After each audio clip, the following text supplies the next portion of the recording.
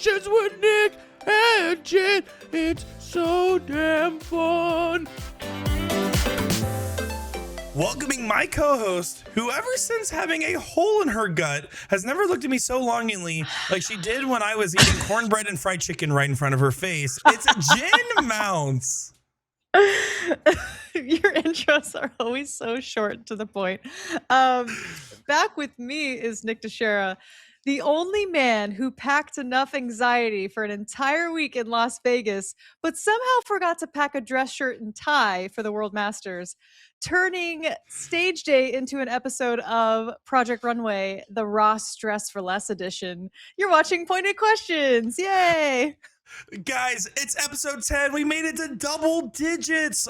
Listen, for all the haters and all the doubters, you don't watch the show. Welcome and thanks for supporting us, guys. It has been now 20 weeks of action. It's every other week. So 20 weeks of committing to this project. And Jen, has it brought us fame? Has it brought us success? I was Certainly just going to say, we don't have enough spectators to have haters, Nick, so I don't know what you're going on about, but still it certainly brought the us second biggest. joy. It's brought us closer together, and Yeah. we're putting out some advice. I wouldn't say good advice. We're putting out some advice into the world at the very least. Yeah, exactly. Well, let's talk about what we're doing here today. In fact, we're giving you guys exactly what you guys have been asking for. Pretty much unscripted, unfiltered conversation for the next hour plus, and a pointed question to tie it all together. The pointed question of the day, the ultimate tournament taboos to do or not to do. Don't do them. I thought we were definitely telling people not to do them. No, don't do these. Don't do these. It's going to be fantastic. Jen, we just saw each other. We were in Vegas. Yeah, we saw a lot of each other. Well, from afar. You were doing your thing. I was doing my thing. Oh, we were in different rooms. You were in a non-air conditioned room with 3 other grown men with a single fan, and I was in the room full of all WDF employees the entire time, listening to the back end troubles and struggles that they go with, and what players bitch the most at tournaments. Now I know, because I hear an earful of it. There's so many of them. I mean, to be fair, they're getting more comfortable posting it on Facebook too, aren't they? Nick, that's one of my taboos. I can't wait to talk about it. Oh, I can't wait, guys. We're going to get into taboos later, but WDF, I mean, I gotta say, was I excited about spending another week of my life in Las Vegas? Absolutely not. But did we, that event, I mean, truly, that was world class. It was the beginning of something incredible. I wouldn't be shocked if they almost double their numbers next year. And I know that's a huge thing to say, but it's genuinely a reality, since now everyone has a full year to prepare for it. They have an example of our incredible live stream to want to get on. That incredible masquerade stage. Everyone was happy with the Rio, the location.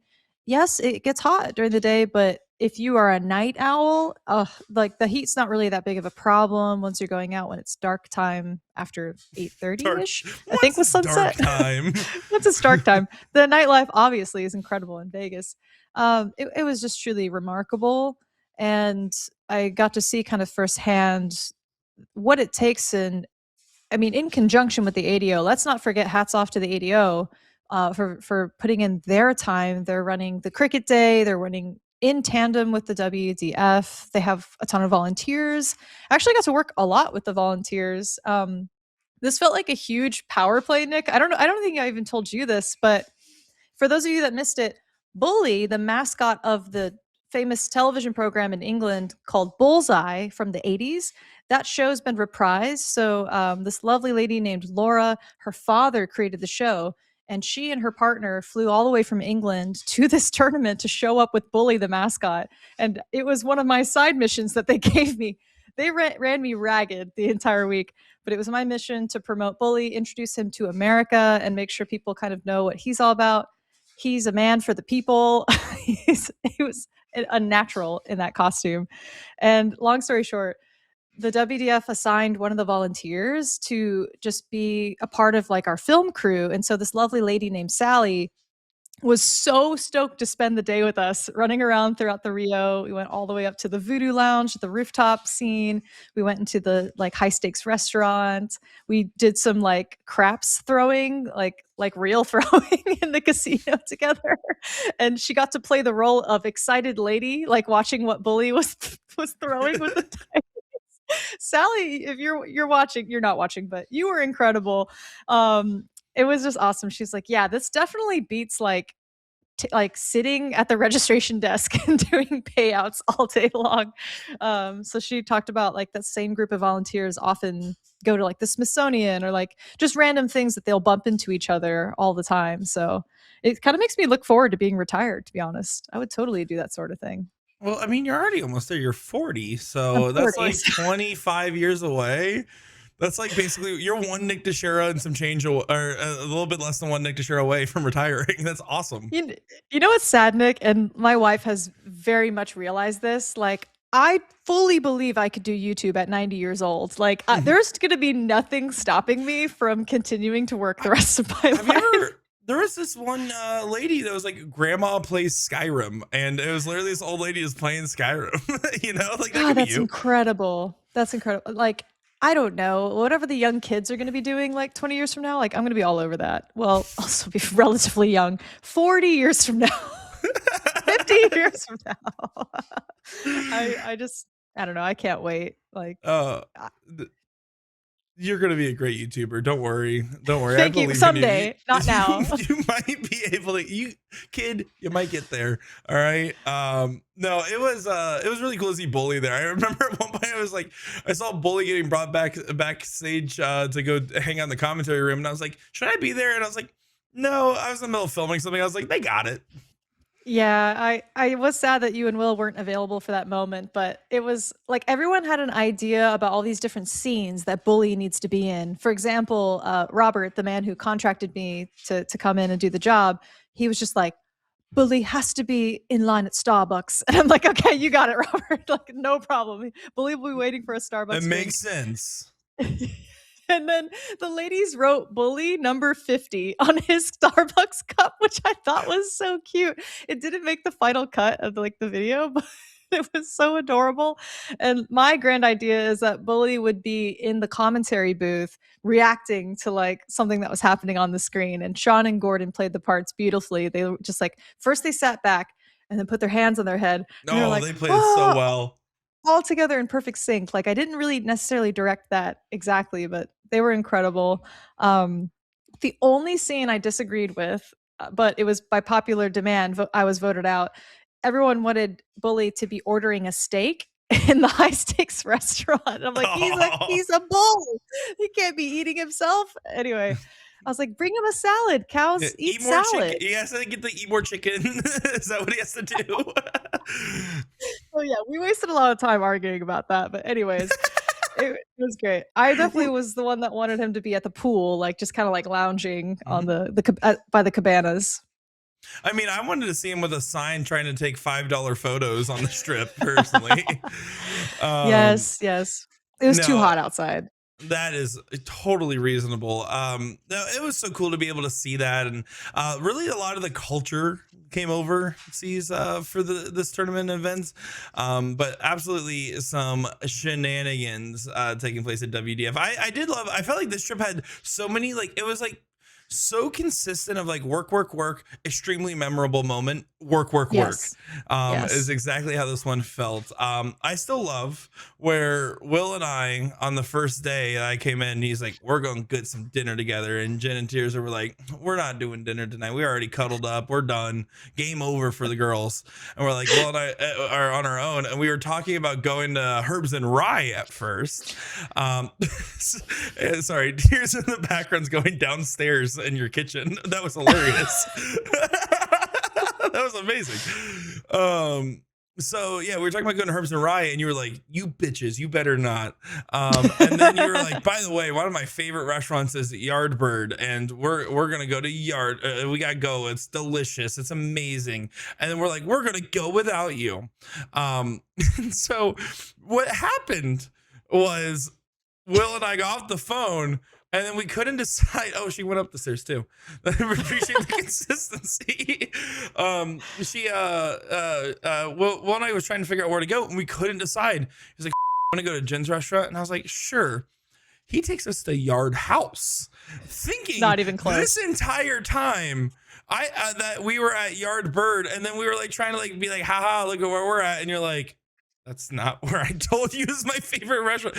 And so then Will and I had a new quest. Let's go to every restaurant with Yard in the name, which we did not follow through on. That was a total epic fail from us. I loved it that like we both just thought we were messing with you, and all we did was go to a different restaurant. You just went for like a way shittier restaurant. So that was definitely karma backfiring on you guys for sure. Check yourself. We sat at the bar and got served by a lady named Lexi. And when we asked her, "Hey, we realize now that we're at the wrong restaurant, but we're gonna eat here. But have you ever been to Yardbird?" And she's like, "Oh, it's just like this place." That was a lie. That was not even Lexi. Lexi was a filthy liar, and she yelled at Will, which made my dreams come true because I did the classic. I said like. I said, "Are you ready to order?" And I was like, "Yeah, I think we are." And she's like, "Okay, what can I get you?" And I said, "Can you pick me my dinner? I don't have any allergies." And she said, "So when I asked you if you were ready to order, you said, yeah, for you to pick." is what you're telling me? And I was like, that's hilarious. And then she proceeds to pick me something. But because we're sitting at the bar, they have little cups with the receipts in it. Will, as soon as she walks away, grabs the receipt and reads my order to me. Like ruins the surprise. And then she sees it happen and said, "Did you just peek?" And I was like, "I'm mad about it too, Alexi. Like, this is a disgrace." Will. Awful. This guy. Speaking Awful. of Will, when we actually went to Yardbird in the Venetian, my actual favorite restaurant. It's my favorite restaurant for like a group of people to go to because all the like samples and things are so large and you kind of want to try everything and it's very a la carte. Anyways, and they brine their chicken for like 1,000 hours. It's so good. We get through the whole meal. Everyone's having a lovely time. And Will Stewart has to share his opinion at the end in the most dramatic fashion, like always. Could have just left it as it was. Who cares if it's not everyone else's favorite restaurant? We had a good time, a good bond. I was happy. Anyway, he just goes, "I gotta be 100% honest, Jen." Long dramatic pause. "Not the best chicken I ever had." Yes, Will, I know. I wasn't telling you it was going to be the best chicken you've ever had. I said it's the best chicken I've ever had. God. Yeah, your Will impression has come such a long way in this last 20 weeks, Jen. This is incredible form. I love to like you and Tears are doing your classic. You guys are splitting, right? Yeah. And then they go and they look right at Will and said, "What are you getting?" He's like, "I'm getting the chicken and waffles." And I just like you hear me under my breath go, lame. Or I said basic is what I said. And then Sean goes to order. He's like, "I'll get the chicken and waffles." And then they look at me and Sean and Will are staring at me as I look at the server dead in their eyes and say, "Oh, I'll take the chicken and waffles." Like full Badusi. Wait, that server was great too. What was it that she was it your tattoo? No, it wasn't your tattoo. It was something else that had happened that she like didn't know how to handle it and she just kind of kept staring at you. Do you recall? Yeah. First the server assistant like that gets the waters and starts off with like everything else. I just literally looked at him and said, "What's the worst thing you've ever done?" And then My favorite bit that you do because people sometimes just answer you and I'm like, "Oh my God." Too. Like I don't remember. I think he was talking about like cheating on somebody or something. Yeah, it was very braggadocious. He goes, "Ladies, don't judge me, but I banged two ladies at the same night in the same car, and they were best friends." And I'm like, "Okay, guy." I loved it. I was eating out of the palm of his hand though because he was like so down to be a douche, and like I was so here for it. And that guy was like vibing. And then the other server comes by, and I don't remember fully what happened, but I remember we started like talking and having a whole thing, and I remember like 2 different times I was saying the most vile sentences possible as she's walking up and did not stop when she was there. And then after a while she like felt felt bad because she felt like she was interrupting a good conversation. I was like, you Yeah. please do. Please get in there. Yeah. Like, help us. Some of them are really unhappy to be here. Like, look at Will's face and tell him he's happy right now. She actually just kept interrupting arguments we were having, like playful arguments. But Nope, serious. I love the guy. I don't know what his title is, but essentially he just does like the drinks at first, and then the main server comes by. So whomever that guy was, Server his assistant. role, server assistant. So server assistant. After you show him, after like you do that bit with him, and like we're like showing tattoos and stuff, he just goes, "Man, I was definitely having another one of those nights. I was like, I'm just at work, but now I'm like, I'm at work, bro." Yeah, he did. He did. We He's like, we I can't saved wait to him. go to that kitchen and talk to them about your tattoos. Yeah, he literally did immediately. I'm gonna go tell people about your tattoo.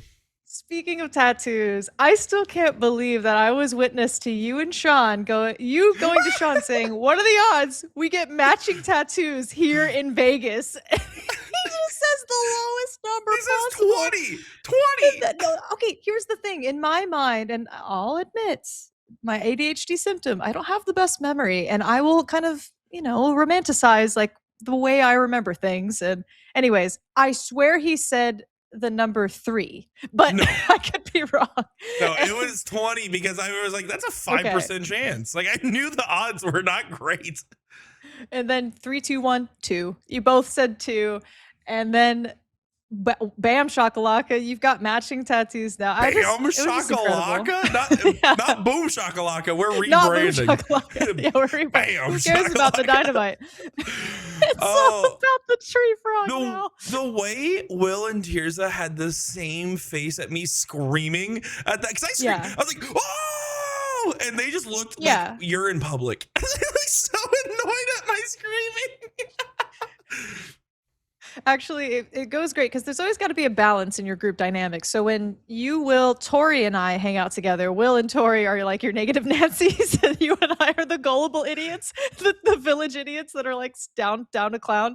And then Will and Tirza kind of like match each other. They're like the responsible adults of the group, and then you and I are just running into traffic very willingly. Like, that's our energy. It's like giving a child a bomb, right? Like, why does this keep happening? Yeah, well, it's just Jen and I together. I feel that. I do like the different dynamics, because like when it's just Will and I, it's like two I want to say it's like you hanging out with your cool cousin, like you're pretty excited about it, but like you're not trying to act like you're too excited because then they won't think you're cool. Is exactly how that feels. And like when like you, me, and Tori, when we went to the barcade, it was so funny because like Tori's like such a like responsible, put together person, and Tori, while still being that, was a lot more just like, all right, I'm here now, and just like flows. Like you just like can take her anywhere, she'll just like follow along and hang out. And then you and I together is just bad. Like we are not responsible. It's so funny because like I remember in one of the Lyft rides home, Will just like kind of out of nowhere was trying to have like an adult moment with me, just being like, "Man, you and Nick together, it's bad." I'm like, I mean, I know that. Like, that's not news. Clearly. What are we doing here? Like, this isn't a giant epiphany that you're having. I think it was particularly, it was almost like our ADHD synchronizes and just like goes at an accelerated rate, like when we're together. So he was just trying to be like forewarning, and I'm like, oh, I'm aware. Like, there's a reason we're long distance friends. Yeah. Oh, we cannot actually be in day-to-day lives. Like I could never live in Sac in your basement. Now, to be fair, Will mentioned the other day, he's like, it'd be pretty cool if you ever lived out here. Like he's like, there's some great places. What you're paying for now, you could practically get a mansion in Wichita. And then I was like, yeah, but I would want to live in your basement. He's like, absolutely not. Like, he was so dead set on it. It's funny you mentioned taking a Lyft though. So Jen absolutely bitch slapped me and broke my heart because she did not go to Korean barbecue. Big L, but it's okay. I forgive you, but you missed one of the most chaotic Nick DeShera Uber experiences ever. Oh, right. So it was just me, Sean, and Will. Gordon was too busy winning $1,000 on roulette or whatever he was doing. And Jen and Tears were turned in for the night. And so we go and we get to this place and we Uber there. But it was actually it's like a 19-minute walk. Now it's not the best part of town to walk around in, but it's like a 19-minute walk. But we decided to do Uber there, and then we went to town, and I literally was like counting the number of pieces of sushi I could eat because I could eat 200, like easily could clear it, man. I felt it there in You that moment. still think that? I'm gonna take that action if you want to do that bet. Dead ass, dude. Like and instead of money, if I eat 200 pieces of sushi, you have to shave your head. Okay, that's how confident I am about this one. Oh, I'm going for Nick. grand prizes. Nick. Whether it's sashimi or even like nigiri, which would make it way harder on you, like there's 200 pieces is so much. I've never gotten full eating sushi, Jen. It is negative balance. I'm sorry to call you poor, but there's no way you've ever been to afford enough sushi to make you full. So that's really more the issue. I definitely have. I might be broke, Jen, but when I do spend my money, it's on yummy food. Okay, I do believe that there is a price for deliciousness in this world. But anyways, so I go to town. I'm eating up all the food, and like me, Will, and Sean vibing, having a great time. I ordered like 3 rolls for myself at the end after they were already done eating. I pounded like 3 rolls of sushi. Could have eaten probably about another 160 more, but that was not the point. I get in this Uber, and it is this like big like XL Uber that showed up. We got a free upgrade because we were gonna originally walk back, and I was like, guys, we ain't walking back. I am too full. We get in this Uber, and I immediately say to the Uber driver that listened to me, I was like, better watch out for those speed bumps, playing a risky game back here. Oh no. And he's like, are you saying you might shit yourself in my Uber? And then like he took a turn. I'm like, whoa, you gotta be careful. And he's playing into it now. He's like, listen, man, that's a you problem and a you cleaning fee. That's biohazard. And I was like, yeah, but it'll still feel like an us problem in the moment. I'm like having this full conversation. And when I got out of this man's Uber, he said, see you later, Leaky. I swear he said it. I've said that to you already. I didn't bring it up once, and you just had to, Nick. I was gonna skip all over my leaky gut. I opened with your leaky gut. Oh, that's right. I started there. By the way, I screwed up my elimination diet as I assumed I would in Vegas, so I have to start all over again. But there was just avoiding it. There was just no avoiding it. But yeah, your Korean barbecue. Will and Tirsa and I had to go out the one last night, and we just went straight to the same exact place, but we got the tier above you guys. You guys went for tier B. We went for tier C, the Suprema. You hoes. Yeah, it was great. And Will ate the entire Wagyu like platter to himself. Like Tirsa had a couple. I couldn't have any. Tirsa had a couple. He was really scared at first, but oh yeah, ain't no kids meal no more. He smashed the rest of that, and then we definitely ordered too much food. Classically, he did look at me. He's like, "Did we just pull a Nick to share when all the food finally came out?" But we did eat the vast majority of it, so it was all good. I went sushi crazy. Me too, dude. What was funny is like I played the role of, in their eyes, Chris Lim, but in my eyes, Jen Mounts. I was cooking for the entire table, and at one point, like I had like one of the steaks on there, and I looked at Sean. I was like it medium rare. He's like, yeah, is that what that is? I said, I don't know. And I put it on his plate. Like, that was the level of service that you got. Like, I had some medium rare chicken in there for sure. Like, I was I'm just kidding. I don't think we actually order any chicken. I think chicken at a Korean barbecue is one of the biggest wastes because it takes the longest to cook, has the biggest penalty for getting wrong, and it's chicken. You can make chicken at home. Yes, it takes the longest, but it is marinated in a beautiful sauce, and it is my favorite, like, to this day. Oh, Jen. Yeah, honey, love it. Honey, no, we can't. Come on, can we? Okay, you want to talk about this? The yes. Flabby little like pork belly that tastes like nothing unless you're dousing it in the delicious salts and you know, soy sauce and these. And it's bacon's way better. The spicy marinated stuff just destroys the grill and it gets all burny. some of the beef short ribs and some of that stuff does take just, oh my God, this guy. Okay. I saw it. Whatever. Anyway, we got tier C to rub it in your guys' faces. Yeah, that's that. You know what? Valid. And you know what's sad is the thing that ruined my diet is egg slut. Really? That's what did you At in? Vegas. Yeah, like, okay, so I just ate the exact same thing for lunch every single day. I went to the Crushin' It, the chicken from New York place in the Rio. I got the grilled chicken every single day.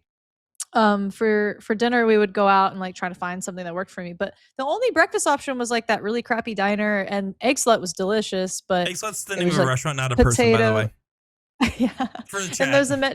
there's a menu item just called the slut, and it was just amazing. Like moms and their kids were like loving it. I just saw these like kids being like, yeah, 2 orders of sluts. And like the mom's like all about, anyway. The European like WDF staff from England, they like looked at me and they're like, so slut has a certain kind of meaning and connotation in the UK. Is it the same in America? I'm like, yes. They're like Yeah, heavily yeah. leaning into this. Like, yes. But no, that place was awesome. So I ate egg, potato. I definitely ate soy at the Korean barbecue, and I ate fried chicken. That was my like very Yeah, that intentional one was cheat loud. of my Yeah. diet. Yeah, at the Yardbird, I went all out. Cornbread, jalapeno cornbread, and that fried chicken. Never looked at me so longingly than when you saw me stuffing my face with fried chicken and cornbread. Oh, it was so good. Anyways, good eating. What was your favorite like meal of all time, like during that trip? That Korean barbecue meal was absolute gas. That yard, don't get me wrong, I'm not Will Stewart and Yardbird. I thought that was a really good meal for like everything was good. Like, watermelon's a little overrated, but it's watermelon. Like it can only be so elevated. It was a really good meal. And that was a great experience, for sure. But I mean, I'm a sucker for Korean barbecue. Yeah. Now I will say, it's funny because egg slut was a little traumatic for me, but also had some funny moments. The funny moment was at one point, you, me, and Tears got breakfast at egg slut, and Gordon was like doing whatever Gordon Dixon does in his free time in the hotel room, and him and I are sharing a hotel room, and I can talk a whole podcast about sharing a hotel room with Gordon Dixon. What a roommate! What a guy! You guys don't know the real Gordon Dixon except for Gordon Dixon at 9 in the morning. 9 in the morning, he is a morning person. That boy is chipper. Okay. And he is chatty.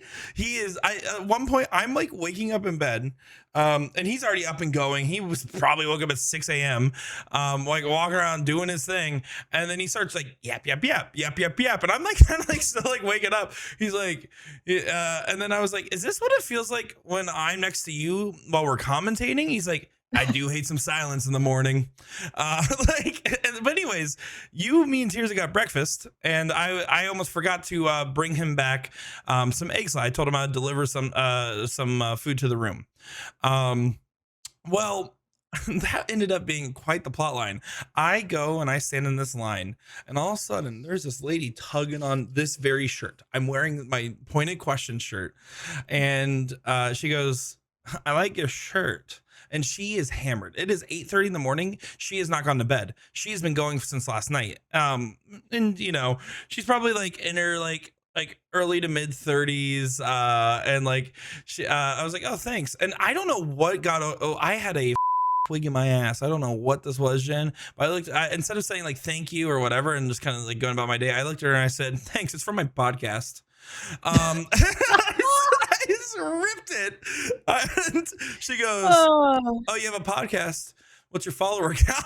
It's like far as back. So then I'm like in too deep and I can't say like not many. So I look at her, I'm like, not many. My total reach across my platforms is probably 150,000. And like just like set a number. Like, right. And so she goes, yeah, I'm kind of a part of a podcast. I'm like, oh, is it something I would know? She's like, probably. And she goes, well, I'm kind of like friends with somebody, and I kind of done something with a podcast, like very unclear of what Oh, this girl's involvement okay. is. And then she's like, "Have you heard of?" Actually, I don't know if I can say the name because it is like they have over 2+ million followers. So like I'm Oh, like afraid of really? this being a real connection, and I can't out Amanda like that. Um, but yeah, so she like name drops this gigantic like big deal podcast. Well, But can you like text it to me at least? yeah, Jeez. I got you. I got you. I got you. Well, here, Okay. wait. I'll censor this part. It's called. It's like a spin off of like a Barstool Sports thing. Um, No, uh, I'm very aware. I've not. I've never heard of this. So like she name drops it, and I don't give a shit. I'm like, oh, should I be impressed with that? Like, I Yeah. like hit her back Yeah, with Nick, it. I'm not worried about them finding out we're saying this at all. It's not necessarily like Well, a piece of content I respect. Correct, but I'm worried about her finding out because here's what happens next. I play like Okay. that. Do I need to care? And like eventually I Google it when she's there with her other friend, and her other friend's also equally hammered. And then she starts like talking to me, and like I'm charming. I'm a charming guy. Mhm. And I just like, I don't know, it's risen up the conversation. We're out here doing a show, blah, blah, blah, blah, blah. And then she starts talking about her friend in Vegas. And again, like I say, like this was a coherent conversation. It's 8:30 in the morning and she's been drinking all night. It's going in a lot of circles. And at one point she just goes, grabs my zipper and she goes, "That's better." And like unzips my shirt and Oh, then unzips it. Okay. unzips it and then says, and then like it says, "What's your number? We should hang out." And I'm like, what is happening? I proceed to text her. I texted her, "Nick fruit shirt guy with the crazy tattoo," and then proceed to like forget about this. Finally, Gordon's food's there. By the way, when you, me, and Tears ordered, food was out like 3 minutes. This Yeah. was like it was a 15-minute wait for the food. I was in a conversation, Jen. I proceed to never see her again, but I did text her the day that we were on the main stage for WDF, and so I was like, "Hey, I'm performing on the stage. You want to come by?" You know, like at this point, I just want to see where the plot line goes. I'm in for the plot. And she says, like, "Actually, we left Vegas early, blah, blah, blah. We seem really chill. Let me know next time you're in town." And so I made friends and then proceed to go up. And I go and walk in Gordon Dixon's room and I drop off breakfast and I go down to start doing my job. And do you know what Gordon said probably about 50 times for the rest of the week? What? Thanks, Nick, for delivering me a slut to my room. It's too easy. It's too too easy. Should easy. have guessed. I will say, Nick, people underestimate you, but you absolutely have decent game. I wouldn't say incredible game. I'm not taking notes per se, but I'm not you have taking pretty decent. You have pretty decent game. I'm all married of like 10 years. You have decent game. I'm impressed by you sometimes. Honestly, I probably gas you up a little too much because when you're doing your bits on waitresses, I'm always trying to tell you they're like super into it and they're like definitely looking at you. Every time I'm like talking to like any customer service person that's paid to be nice to me, you're like, "Damn, they Yeah. really want to smash you." Yeah, like they were really into that. They definitely like suggested like a flirty song on your top 100 list. Like, I just want it to be true one day. Um, Excuse me. I like am choking at the idea of me being smooth. I did actually have I don't know if she's gonna watch this podcast or not. I'm not saying it was a flirty waitress because she is married and was very clear she was married. But I went with my buddy Alejandro to go have some Swedish pancakes the other day when he was in town. And this is the only time where I'm like, "Damn, Jen would have been right about it," because like I'm like there and like total like vibing, right? Like great conversation. And so at the end of the meal, I say, "Hey, can you recommend me a song for my playlist of strangers I meet?" And she demanded that I add her on Facebook to send her the review personally. And I proceed to send her this review, and to this day, we exchange music. To this day, but she is married and we respect that, chat. You sluts.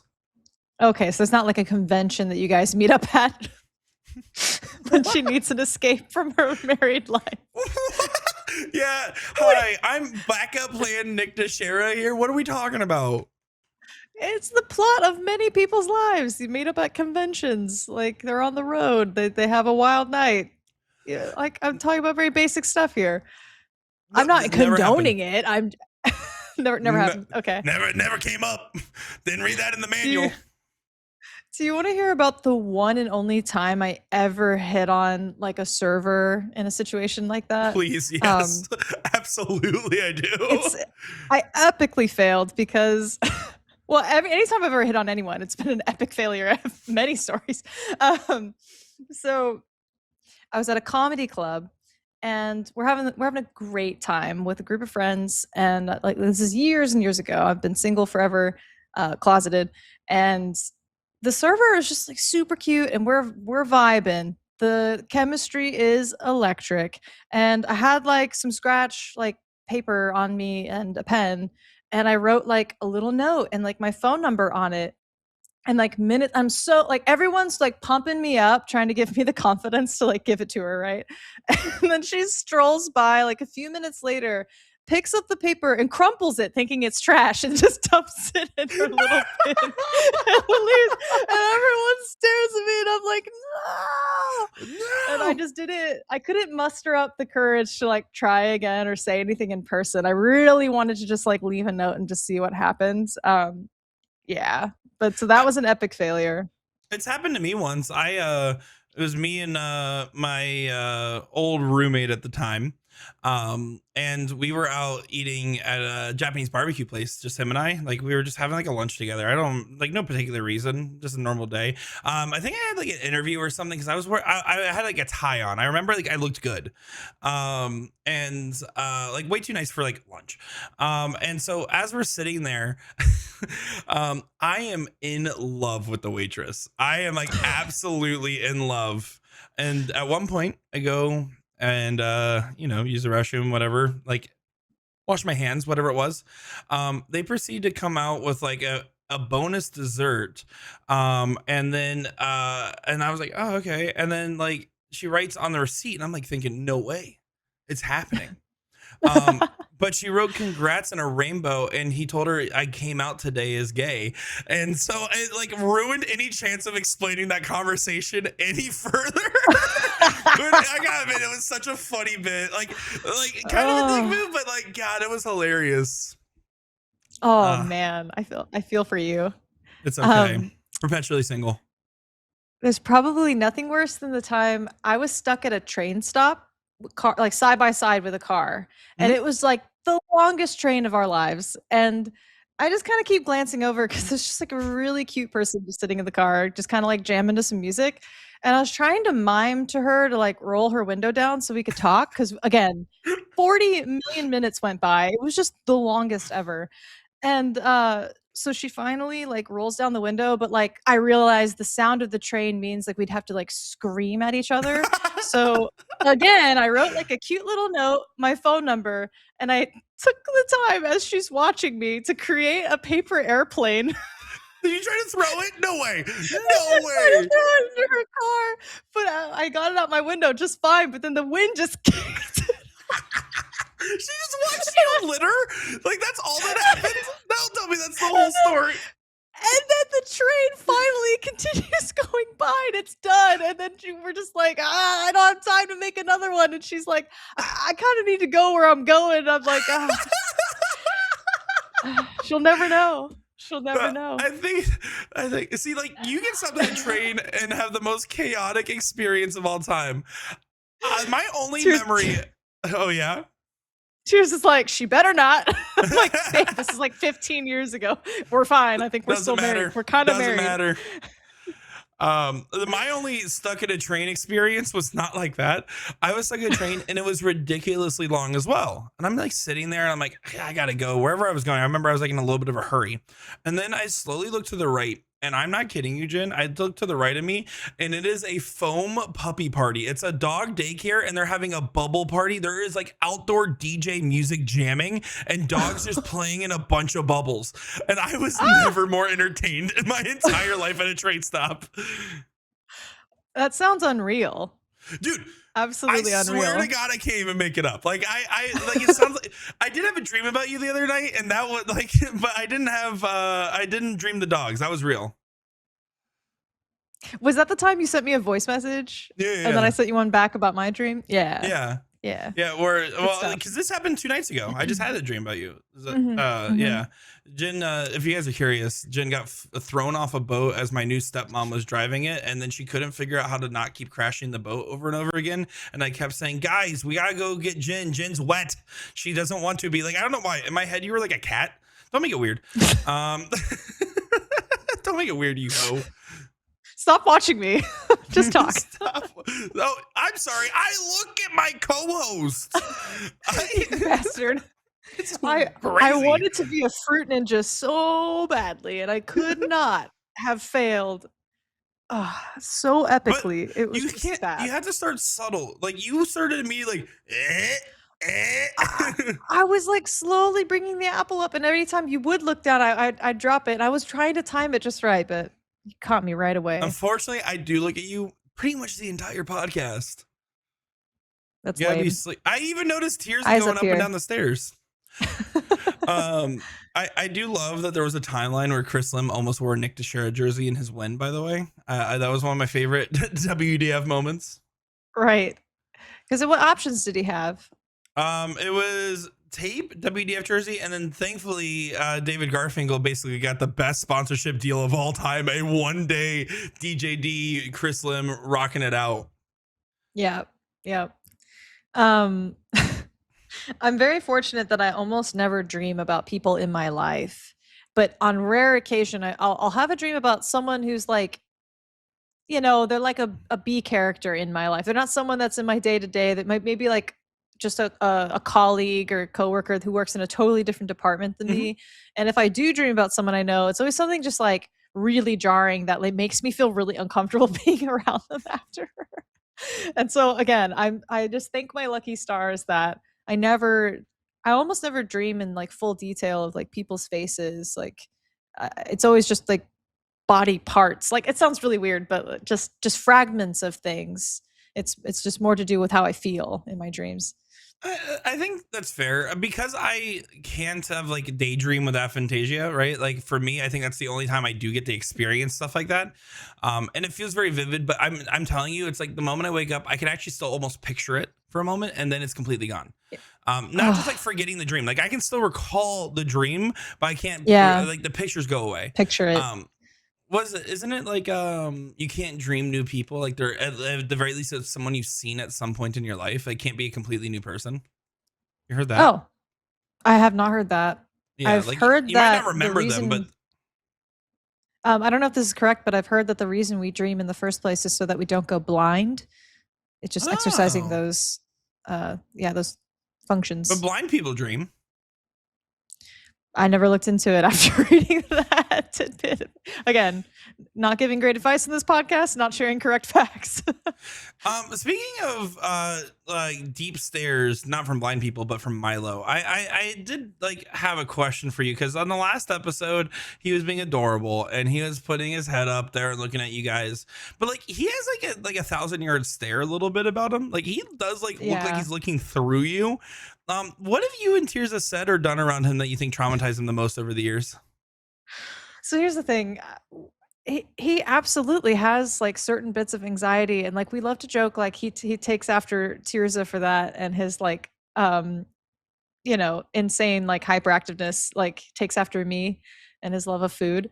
But he kind of does it to himself. Like he has really big dogs kind of have this where they have spatial anxiety. Like if you've ever seen oh my gosh, what's that one breed? Great Danes tend to like be weird about going under stuff. Oh, Like okay. they're just like really scared. And I don't know. I've just seen it with like big dogs. So Milo has like a lot of issues going through the hallway, poor thing. And one of the reasons is it's like as if he doesn't believe he can get through it. And he can't like he's like it's like very Zoolandery. He's not an ambi-turner. He has to like back up like a tow truck to turn around, and he'll back into his spot and stuff. So one time years ago, the baseboards weren't glued to the hallway, And as he was like skidding out on the linoleum, we don't have hardwood. We're not Richie Rich. He oh yeah, the baseboard just like slammed on the ground, and it scared him so badly that ever since then he's very afraid. Like he needs to like get like a lot of encouragement. I have to go up to him and be like, "You can do it, You Milo. got You it. got You got this." it. And then he'll kind of just like skid out, very Sonic-y. He has to like charge up his little hind legs, and then choo, he'll like run through the hallway. I love that for him. So every dog has its things, but I love my boy, and he's having a hot girl summer. By the way, he's Is he down 20 pounds. Yeah, he down just 20 came back from the pounds?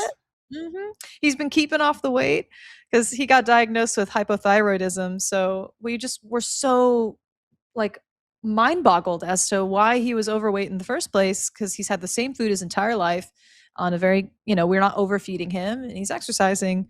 And it was just because of his thyroid condition all this time. Tiny little pink pill later, dropped 20 pounds just like that. And he's kept that healthier weight now. Dude, So they I'm got happy for him. GLP-1 for dogs. That's amazing. That's incredible. Not to take away from your weight loss journey, but Milo's right there with you.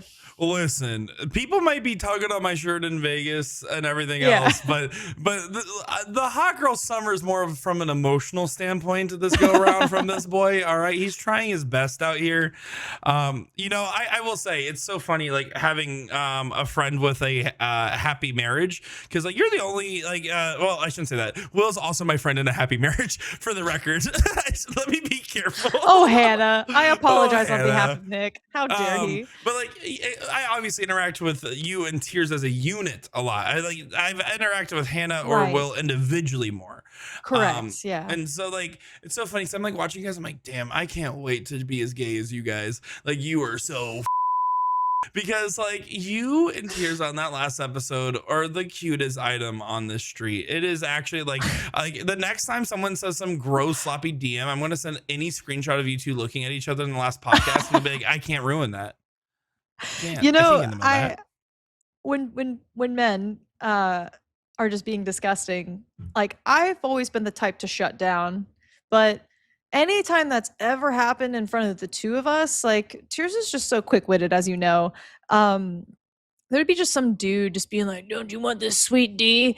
And she every single time would just gesture to me and be like, "Why the would I want to be with you when I have this?" And like it's incredibly flattering, and I'm not saying that I condone this behavior, but it always works instantly. And then they realize they're just being douchebags, and they're like, "Oh, I'm sorry."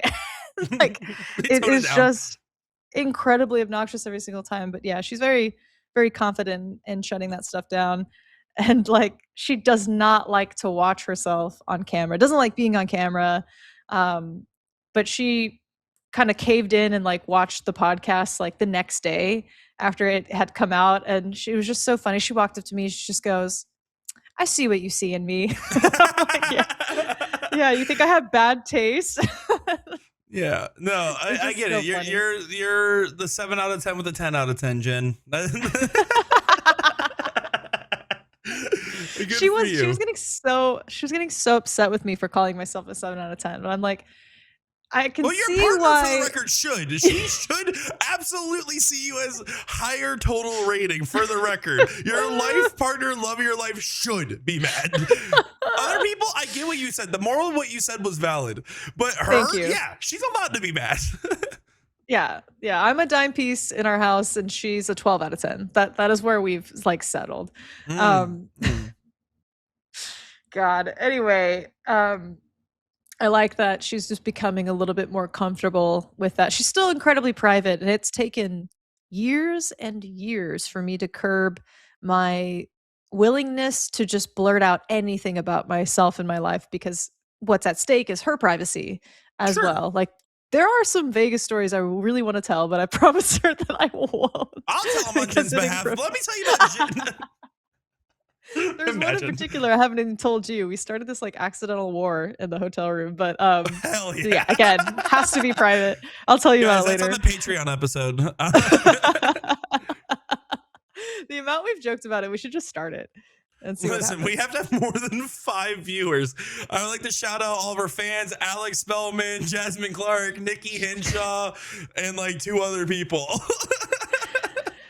Speaking of Nikki Hinshaw, they were a great team. I'm so proud of Hmm. them. And you were totally right. Like Nick, I didn't even tell Nick that they were like set up as partners till like way later, but you instantly were like, "Oh, they're going to jive so well. They're just kind of on the same like wavelength. Like they just like to keep to themselves. They don't really care to fist bump every single round. Like just some of those common Don't taboo paraphrase me. type things." Quote me. I said they have the same brand of autism, is what I said. That is what I actually Yes. said.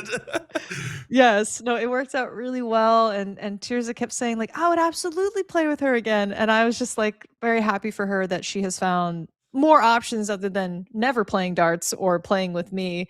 Hmm. But I did learn something about myself, Nick. I don't know if you like align with this at all, but all of my darting life, I have never dated someone or obviously been married to someone who's competing at darts tournaments or competing in anything, to be Hmm. honest, like a major athletic competition. And I've always like cheered on friends and family. I have never once ever felt nervous or like I couldn't physically be there watching them play. But I really struggled to watch Tears of Play, feeling as if I was negatively impacting the vibe of the space or like Oh. my presence in some way could throw her off. And she kept assuring me over and over she wants me to be there. She loves turning around and making eye contact with me.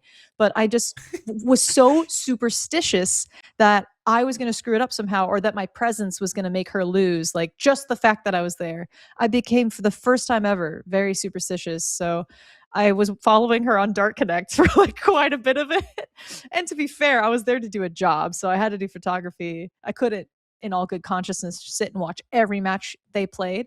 Um, but yeah, I learned that about myself and I don't like it. I hope that I can break through it if you have any words of wisdom. So yes, I actually do, because this is that was a new experience for me towards like earlier points where I was dating somebody that was playing in dart tournaments, right?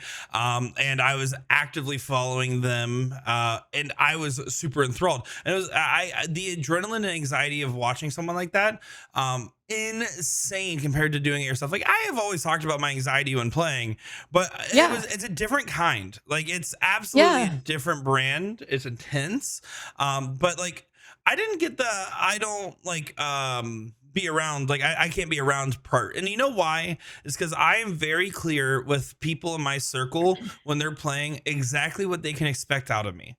I am Hmm. not going to go and give you unsolicited advice unless you clarify exactly that you need something.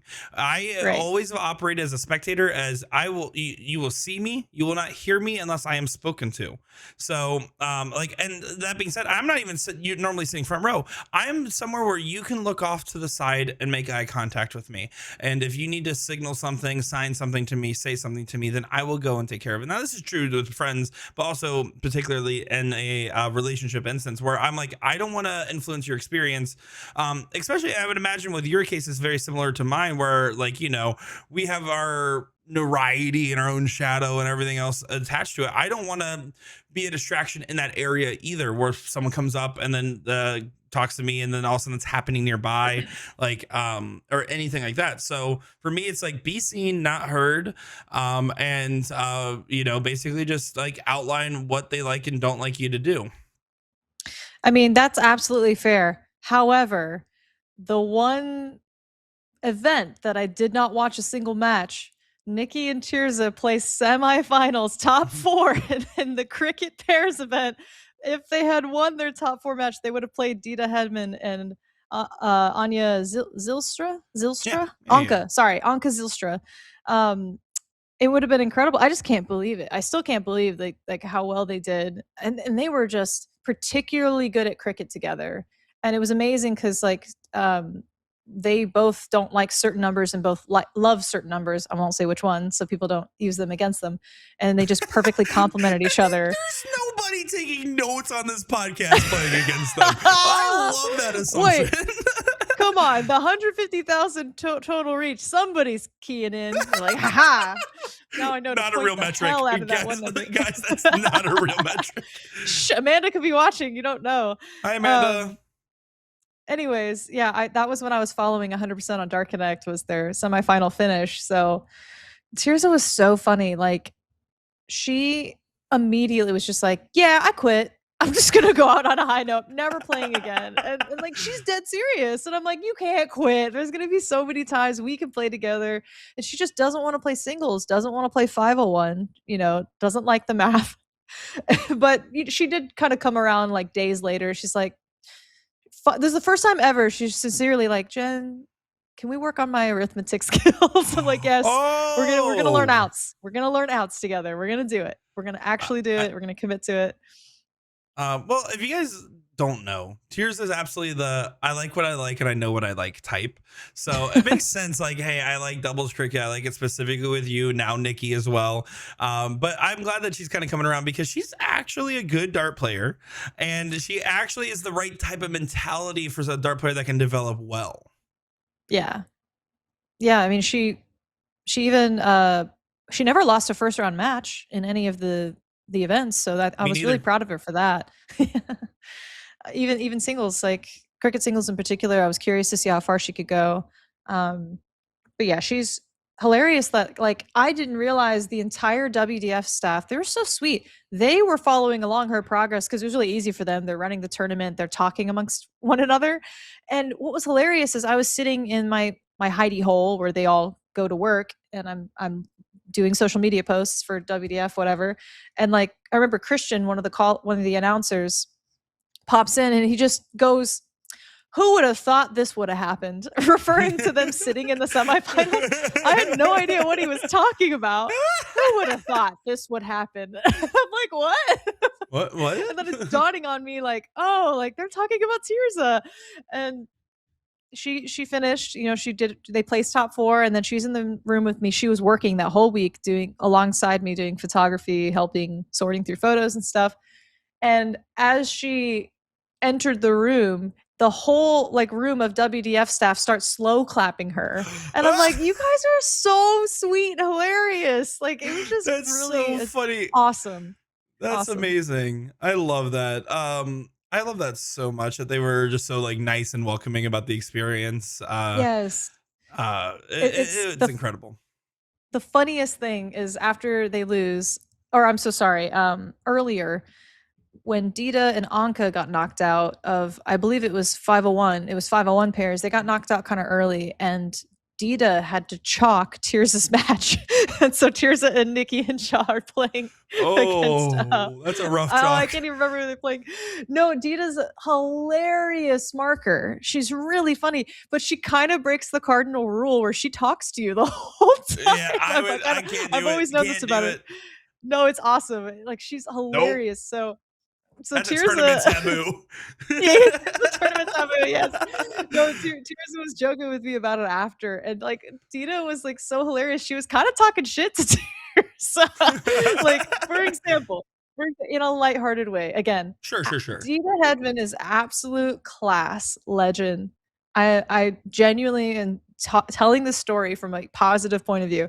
So Tirza accidentally hits tops single 20, scores 100, walks up to collect her darts, and Dita, well, that's one way to check where to take out 100.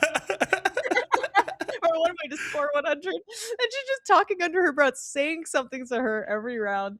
And oh my God, the funniest one, Tirza was like just struggling on the 20, missing to the 5 and 1. And Dita just straight up goes, you could switch to the 19s. Ooh, I would lose my I would lose my mind. Like, okay, blind draw, pub play, fine. No Yeah. shot. I'm taking that in the moment. No, but the thing is, they kind of had like a chemistry, and Oh, like she's I'm trying sure to give her it was advice. fine in that moment for those Oh, pairings. Not this so fella. funny. Not this fruit. Yeah. Now I know what to do to you. Next time I mark your badge. No, it was truly so funny. And then I got that iconic shot of Tirza just whipping around, being like, huh? And then Dita's expression is just so perfect of her kind of just like looking from waiting to see what the hell is going on. What's taking so long? Oh God. I just everything about her playing experience was just so great. And I wish you were there to hear Tirza make comment after comment that is just such a dart noob thing to say, like Oh, incredibly obvious. No. I just mean she would complain about things that every dart player in the world has experienced. And I just kept looking at her like, oh, sweetie, this is what Yeah. we've all dealt Say with for say years you're and new years and without years. saying you're new. Yeah, she was just being very, very newbie. And it was just warming my heart. Like, she's going through it. She's like, man, if I just didn't sit too long and I practiced a little bit before here, or I did something to my wrist. Like, I don't know. She's just going on and on about learning the nuances of how to prepare your mind and body for competition. It was Meanwhile, just great. I'm literally, for context, guys, we're recording this and then I'm leaving on a plane. And when do I leave? I have to leave the house probably in about 12 hours. Right. And I'm going to a birthday blind draw. Jasmine, Bestie, absolutely crushing the planning of this. And then, as I already planned a whole actual birthday celebration outside of darts, but playing this whole birthday blind draw, I get a little bit of a hero's welcome coming back home sometimes. I appreciate you guys. I'm running late to this podcast and I just slam my finger into the door. It is not able to move super well. So like, you're talking about like tears of the Lord and like, I gotta like make sure I kind of mess up my wrist a little bit. Meanwhile, I'm slamming my hand into doors Yeah. right before going to a dart tournament is incredible work for me. Definitely like keep me apprised on time, because I'm the worst at that. I don't care what time it is. Haley, God. God is not here to help us this time, but that was great. Having someone else produce the show was awesome. Absolutely, it is. I mean, you do a love great having your job. No, you can say it. Just Because I wasn't as late because Haley was there. we all know I am not a punctual boy. I am taboo. not. Showing up like 1 minute to spare during a match. Oh, I don't worry. I got some notes here. I did have one or two other things. I will be making my second appearance on ESPN. We found out that that's airing August 8th. That's why I'm leaving for, guys. It's not just my birthday, but I'm actually going to go. It's a little different this year, right? I mean, like it being the invitational event this year being recorded a week before and then airing. So it's like getting recorded on Thursday, the 30th, and then it's not airing till August 8th, the finals. Everything else is being aired live. It's so funny because on one hand, like I'm like, well, no one's going to see the final other than those that were in the room until it actually happens on TV. And then the end, like, we prepared some NDAs to try to prepare everything. And then the other part of my brain's like, there's no chance we go spoiler free for a week. Not a chance. Exactly. Not in the darts world. There's no way. I will be surprised. I'm going to be like a hawk on Facebook. I'm going to be watching it. Nick, you know what's hilarious? Speaking of leaky things, what? Every single time someone from outside of the world of darts gets hired into, like, say they start working for like Shot or Target or Red Dragon, like every single time we have to do this rigmarole where they have to Zoom us or fly into California and meet us and learn about the industry. They're doing a product launch. Every single time we have to sign an NDA. In every other industry I've ever worked in, and all the other industries they worked in, like Adidas, Nike, whatever the case is, they're always from some other sports like, business. They're just like, the first thing we've been told is darts is kind of a leaky industry. I'm like, yeah, it's really problematic. Yeah, Product like launches my are gut. always leaked. Just like my gut. It is terrible. And it's so annoying how many NDAs I've had to sign over like products every single time. But I get it. I understand. Like, things happen. This is a bad industry for leaks. Yeah, well, it's so funny too, though, because like now it's to the point where some of these companies are leaking intentionally.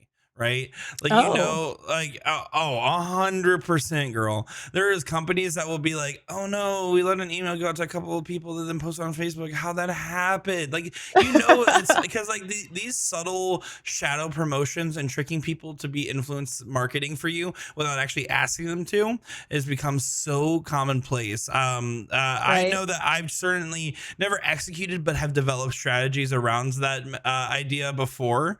So it's so funny that the opposite problem, like, guys, we somehow have to make sure that no one talks about this. But what's funny though is like so many people are caught up on the fact that this ESPN bullshooter invitational finals is not like done live. Like it lowers the prestige. And I get that Oh, if right. the results leak, it might feel that way. But what's crazy to me is like they're like no expenses spared on hiring a true professional broadcast company to come on through to help try to elevate it to like a normal national syndicated broadcast standard. But also on top of that, like no one is talking about how we actually switched it to have an open and women's final rather than last year, which was just three open matches and then a 2 minute montage of Paula beating up on people. And the year before that, when there was not even a women's bracket, like in the last year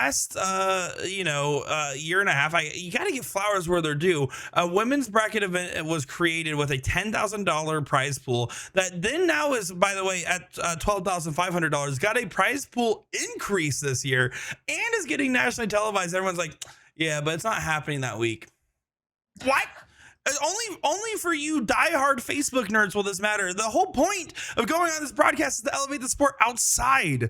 Give them their flowers. Whoever makes that final, and when I say whoever makes the final, I have my bets. All right, I've seen who signed up so far. By the time this comes out, I think it'll be public. Yeah, it'll be public by the time this comes out on Tuesday because the signups close on Monday. I can tell you, like, you got to give so many flowers to like a Chrissy and Cheyenne as like the two big dogs because I don't even think Paula's playing this year. Mhm. Like, oh, this see that the open side, it's way more open. I really do think Rams do. He blew it last year after being 2-0 up, one leg away from making it, and then let Mike Maloney reverse sweep him to lose to Kevin Luke. What are we talking about? Damn, pop off, sis. Jenna You're just excited. letting me cook there for a minute.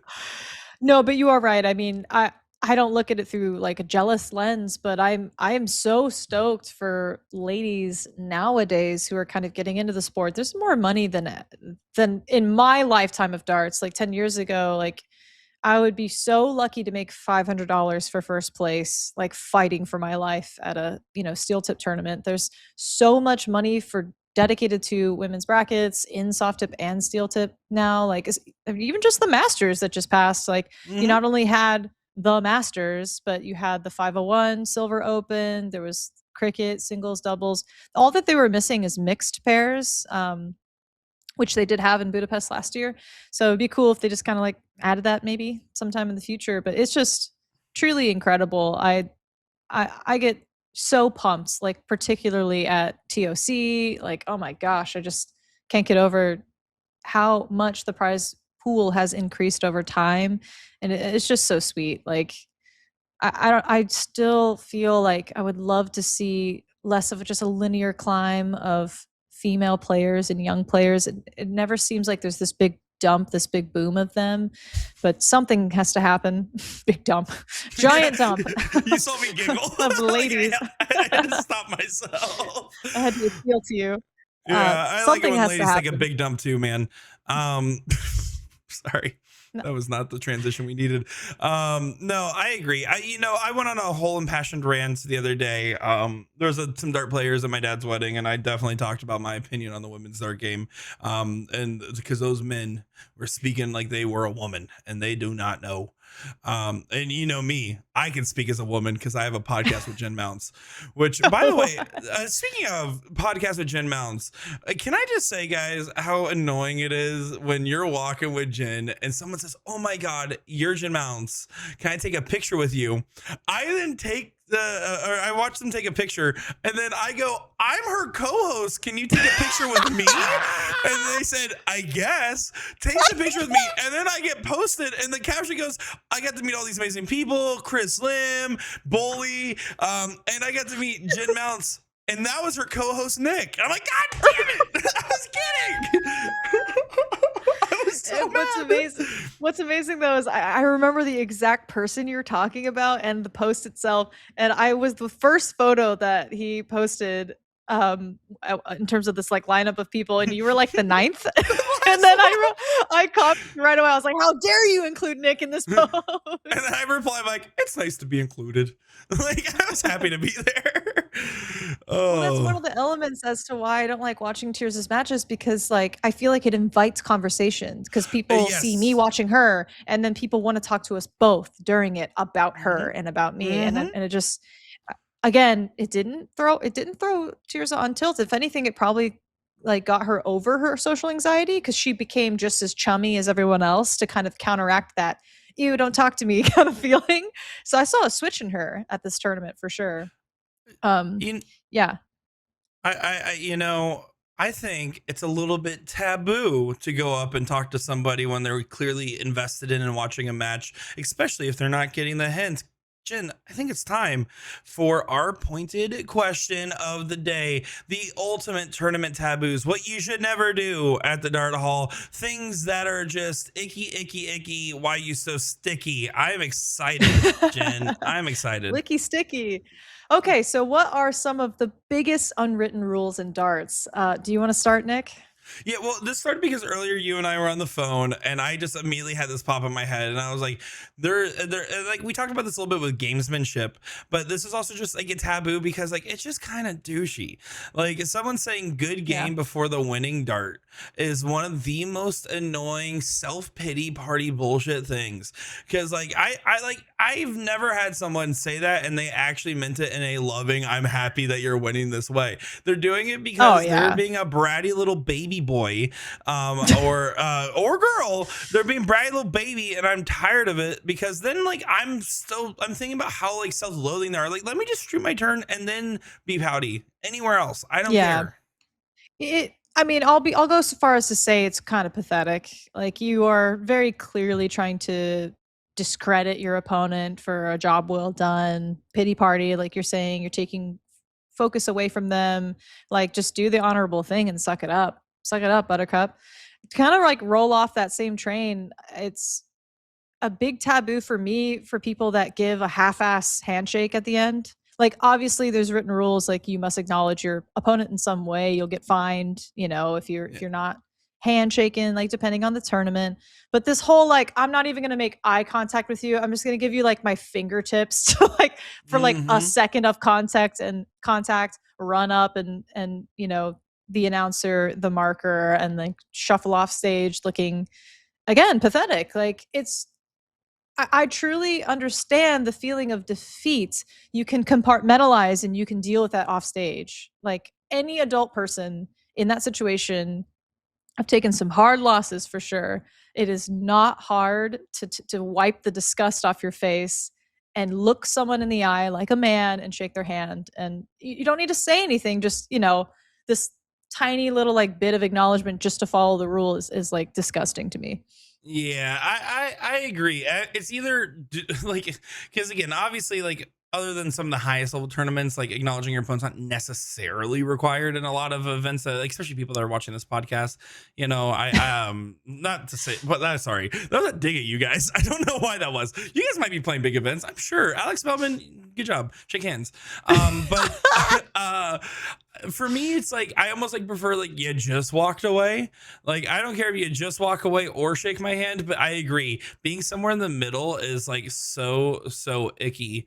Yeah. Because it's just like, dude, it's not that deep. It really isn't. Like, and if you and was it is it who is it? I don't know if I know or Nikki said this the other day, but I don't know if she's quoting somebody or not. But she was like, you get 5 minutes, right? You get 5 minutes to be upset and then you move on.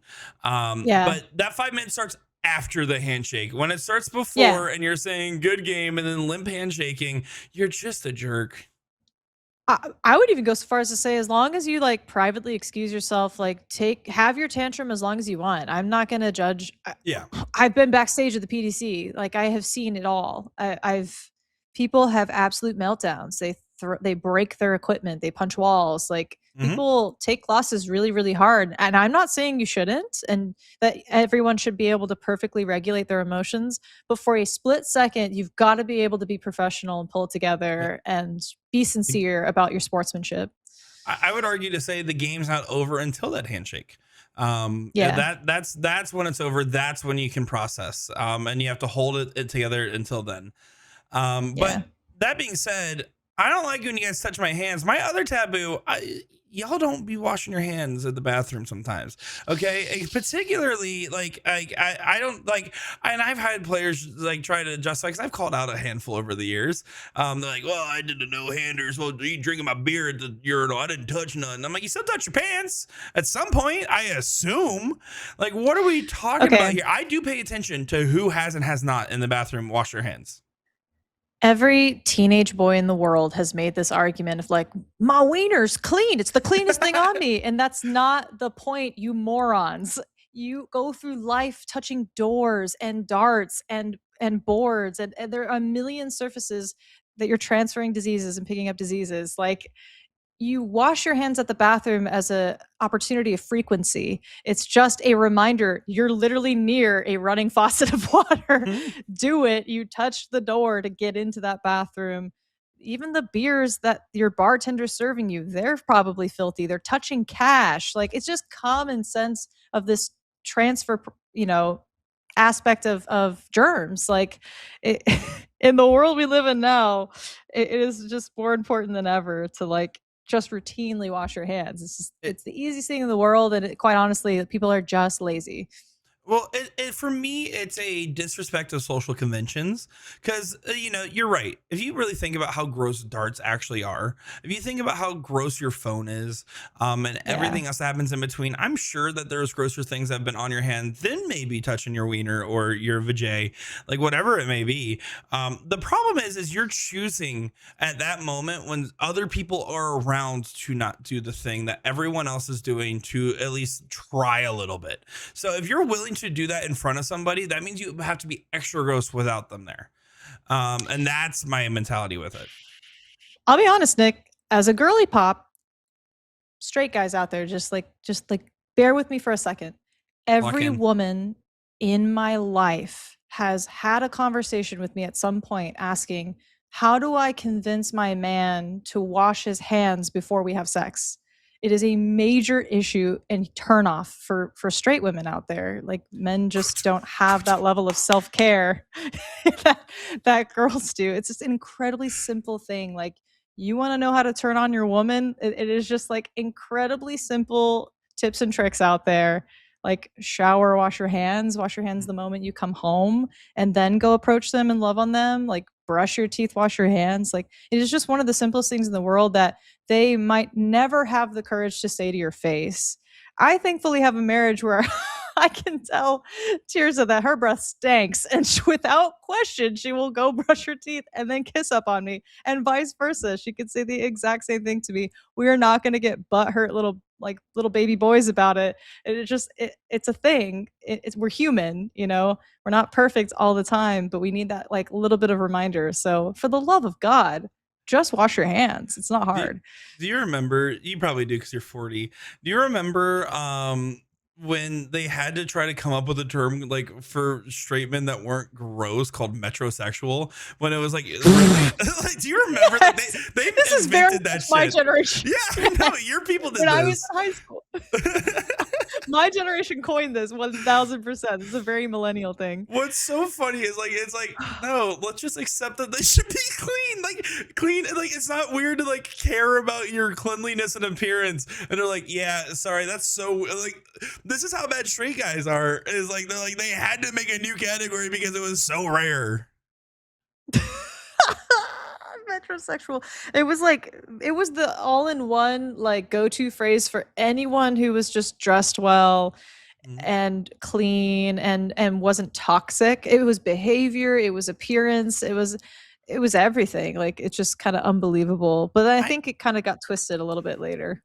Well, like when I told somebody the other day that I have an eyebrow girl, they're like, "You don't get your barber to do it." No, I do. Vaughn does a good job giving me a fade. Don't get me wrong, my boy Vaughn got me, but I know my girl Taylor does my lashes right, and she gave me a new skincare routine. By the way, thank you, Taylor. Nick, I'm sorry. I don't know. These are all new things I'm learning about you, and I wasn't prepared to hear them. What, And what's it part truly of makes that? me everything you just said made me feel less feminine. Like I don't do any of those things. Like I have never had a skincare routine. I'm all about showering and washing hands and brushing teeth and Well, flossing, I but get like yeah. dry skin on my nose, and it gets really dry and flaky, and it looks like I got boogers and zits, but it's actually just dead skin. Yeah. And the Well, eyebrows, I got caterpillars up here, dog. I guess I can't see with the little Well, I frames got on them right now. done. I got them done. Okay. So do you get them plucked? Like do you do I the have in the past, but I'm just a wax and shape girly. Tailored Beauty Okay. in Loves Park, Illinois. Shout out. Okay. Great skincare. She does eyebrows as like the get them in the door thing. I don't have enough eyebrow to wax. I'm not a wax kind of girl, but I love plucking eyebrows. And like every boy I dated in high school, they would let me pluck their eyebrows. And like it was always this huge argument at first. They'd be like, "That's gay. I'm not going to do that." And I'm like, "Trust me, it will make a world of a difference." And then the next day at Hmm. school, people would be like, "There's something different about you. I just can't put my finger on it." And then I would just like be dying in the corner looking at them, like I told you so. The eyebrows are It's the, great. like, hair of the head of the face. The eyebrows are the hair of Eyebrows the are face. hair of the head of the face. You know what I What's your mean? next Like, taboo? hair No, is I don't. Nope. Next taboo. Okay, oh We're my moving god. on. I'm so sorry. I forgot we were doing a thing. Jesus. This is the story of our podcast. Okay, my next taboo is definitely, like, speaking of bathrooms, I personally think it's super taboo to go to the bathroom in the middle of a match during straight Oh, knockout. oh yeah. Straight knockout. Like I get it. Double elimination, triple elimination for sure. And of course, if there's an emergency, we are all like we can talk about it and go. But I see that all the time and I'm always shocked that people have the balls to do that. Yeah, to do it at any point, like I swear to God, you have to be like it's now or never type of emergency because people also are very easy to justify like, oh, we all got to go. They can't forfeit all of us. I've seen that as an actual conversation take place at a tournament, Exactly. and just one of those things where like, listen, I get that everyone has different things, but like. If you as a dart player should be able to commit to if your match is over an hour, that's when I'm starting to be like, okay, but if it's in the middle and you pause it during a leg or a set, it absolutely does not make sense. Now listen, you're at your local bar playing league, it's a little different, but tournament play, never love that at all. Right. Don't get it, and people take advantage of that all the time too. Yeah, I'm just talking tournament straight knockout. Probably just steel tip, really. But And yeah, it's wild. no, In it's not even during just tip finals tip. matches. Definitely soft tip too. And let's Yeah. be honest, and I hate to say this, but it's our podcast and I get to say whatever I goddamn want. Sometimes you guys do it to do drugs. You're struggling in a match Oh yeah, and yeah, someone takes yeah. a quick bathroom break real quick. It's an emergency and they clearly just did a bump of something and then all of a sudden Oh their yeah. darts game's completely different. Has happened to me many times during finals Mm-hmm. matches, but only Icky. in soft tip, I will say. Mm-hmm. Um, so folks out there, if that happens to you, I learned this from a dear friend here locally. So one day she was like, "Okay, this is what you do when someone goes and does some snow in the middle of the match. Um, when they come back and you're probably like throwing some warm up darts or whatever, just look at them and be like, hey, you missed something. You missed a little something right there. It works. Like you're saying it without saying it, and you're like, I fucking see you, and also everyone else can see it. I'm like, you better clean that up because we're on a live stream right now. What's funny is like my favorite prank to do is I just go up to people sometimes and I go, everyone knows you're drunk right now. And I don't know if they're even drinking. I do that sometimes. I love doing that to people. That's so But messed up. I thought that for some reason you were going to say what came to my mind. Like, here's what you got to say to them. That's better. There's bugs under your skin. That's what I thought like you would say to people. Like make them like feel like they're No, tripping. no, but your thing's better. Your thing's better Uh, for sure. To be fair, I've also said in a match to players in like a serious knockout late stage round, I'm like, don't worry, the acid's about to kick in. Like I'll just say things sometimes to people. I just don't care.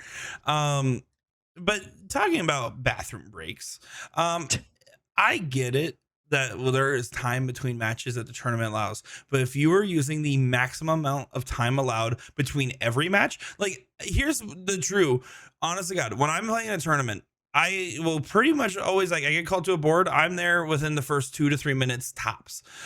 Occasionally, after a couple matches, I might go and at the time when I was drinking while playing, grab a drink or maybe grab a hot dog or go talk to somebody for a minute. I'm not saying I've never used the full amount of time, but like if it's every match, you're the problem every time. Yeah. Sorry, that's just the truth. Truth pills today. Okay, Take them. that's a good one. That's a good one. Okay. How about practicing on a board right next to a live match when there are other options? That one drives me crazy. Yes, asterisks. Like, there's a certain level of like, okay, if there's like plenty of other options, like an entire room of like empty boards and you're choosing right there, Yeah. yeah, the weird. Why are you doing that? It's trying to like be like a pick me moment, I feel like. But I will say, like, sometimes people are a little too aggressive in the other direction, where like Yeah. now, if it's late stage finals, semifinals, third place, okay, seriously, like you can play on any other board. Yeah. But otherwise, like, I think people freak out a little too much about people practicing near them because at the end of the day, I'm sure that that same person went and practiced near another match without even realizing it sometimes. Now, be cognizant. Stop being like extra and talking at the board and doing everything. I'm treating it like I'm playing a match if I'm practicing next to a match. Yeah, you have to approach the situation a certain way if that's your only option. Like just, be in tandem with the person approaching the board. Don't try to be off the cycle and be clearly like distracting. Definitely don't talk. I mean, it's always incredibly obvious in steel tip if there's a live match or not. You're going to have marking going on, like chalking Mhm. there, or self chalking, whatever. And if it's a Chalk. practice match, it says home or away. It doesn't say the person's actual name. So that's a clear indicator if someone's just playing a practice match or not on the board next Mhm. to you. But I always mostly see people just really taking advantage of like being lazy of, oh, they're just kind of around this area and they're going to be on a board right next to them, but there's a whole row like behind them that they could be using. Um, to be honest too, like there's other like factors, right? Like I feel like once I'm in a match and people are practicing next to me, like if I do have a problem with it, and it's been very rare, but I have said something in the past. Most people Yeah. have at some point. I'll just be like, hey, can you like maybe go like a board or two down? And they're like, if you say anything other than yeah, that's cool, we have a problem. like Oh yeah. I've does said not that make plenty. I'm sense. like, hey, can you guys practice on a different board? Like just literally with that tone, like, and they're like, oh yeah, of course. Like nobody's ever going to say anything Well, different. I and mean, I'll just scan the room. I ask in a very similar way. I go, I'm Jin Mounts' co-host. Go somewhere else. And they usually leave because they felt weird at how I said it. So that's reasonable. My next taboo is the dart players that are so dramatic after every throw, especially every dart, right? Oh, Like, I'm not gonna lie, I'm the king of calling myself an idiot sandwich when I throw. I get it, sure. but like, I'll say something as I'm growing up and grabbing. Those people that throw a dart and have to walk off the line, like consistently, like, I'm not saying there's certain times in a match you got to reset. Totally get Of it. course. But every dart or every round, when you're going there and you have to do a long walk to grab your darts, at one point, there's this great clip that we captured when I did the Plover tournament forever ago at Doug's Sports Pub in Plover, Wisconsin, where a guy like was so mad at his dart throw, he grabs his darts. And what's cool about this dart tournament, the dart boards are in a bowling alley. They set them up, and so right behind is a bowling alley. And so he grabs his darts and then chooses to walk around his dartboard in frustration. Like he wanted to take a longer walk. He then forgets that it's in an oiled bowling alley, and you can see him like cartoonishly trying to stand up, running in a circle No back there way. while a match is happening. It was one of the Oh most my incredible things. And it god. happened on the overhead cam while we were on commercial break. So it's like 30 different people texted me, like, did you see what you just captured? It is Oh one of the my funniest god. accidents we've ever captured. And so yeah, stop being dramatic because you slow down the pace of the match and you just make it less fun. Be frustrated, don't be dramatic. So I really want to pile onto your things. It's really good. It's a really good take. Taboo. Scotty Burnett kind of taught me this when I first started working for A to Z Darts. Every time we were watching PDC or whatever, and someone was taking ages to throw that dart, he would just teach me that lesson of like 99 times out of 100, they're gonna miss by a mile. because they over dramatize the moment even for themselves. Like there's a difference between pausing and recollecting yourself and then waiting so long that you've completely lost the rhythm and vibe and confidence that you once were. You're like a shell of a human at that point. And I really, really think from personal experience of beating people who are attempting this sort of like intentional gamesmanship or just emotional regulation, it's a really bad piece of gamesmanship that just doesn't work. Number one, for anyone who has a strong mentality, it's not going to work against them if you intentionally slow the pace of play or are being extra dramatic or like negative self-talk out loud. All those things just seemed like pathetic to a strong opponent and pump them up. It has pumped me up so many times. For example, someone gets a bounce out, they're moving at a glacial pace to pick that up, and they're like, oh god, another bounce out, like woe is me. Not trying to single anyone out. I'm just telling you honestly, for anyone who's truly trying to learn about darts mentality, I'm eating that shit for breakfast. Yummy, yummy, yummy. When they're doing that, it is hurting them so badly, and it is helping me so much. So all this kind of stuff that's meant to like either help you feel less embarrassed somehow. This is my thinking: is why do people do this? A, they're just so embarrassed they don't know how to cope with the emotions. So everything just starts to kind of unravel and they're just being extra and dramatic. B, they think it's going to throw their opponent like off kilter by like super slowing down, but you're paying a sacrifice at the same time. So none of that stuff ever works. And I truly do wish people would just stop, honestly. I love like when we talked about Mike Scarborough's post the other day, he talked about so well about people's reactions and overreactions to what is really just a 33% hit rate for professionals. Right. And to that point though, it's like I remember I was watching a guy that blind draw the other day, and he was throwing and he threw his first dart and then he like shook his head and he threw his second and then his third dart, and he came by and he was talking about his throw sucks, and I said, can I say something? He's like, sure. I was like, you've never hit a dart tonight after you've shaken your head. He's like, that makes sense. I was like, and you don't even realize you're doing it half the time too. And so mentality plays such a big part. What's funny is like, so my version of getting the shaking the head out, like if I have a really bad dart, I do like reset on the line and reset the process, retwist. But I can tell you, for me personally, I've learned to just laugh at a bad dart. So like I'll throw a bad dart and start shaking my head. I laugh because I can still laugh and do the same motion. When you head shake, you're breaking your eye contact, resetting everything in your focus. Yeah. I can laugh at a dart, and actually it makes it easier to focus because I'm too busy laughing to stop, and I'm not thinking about what I'm doing anymore. So yes, like, I've literally made an actual improvement in a game by laughing at myself.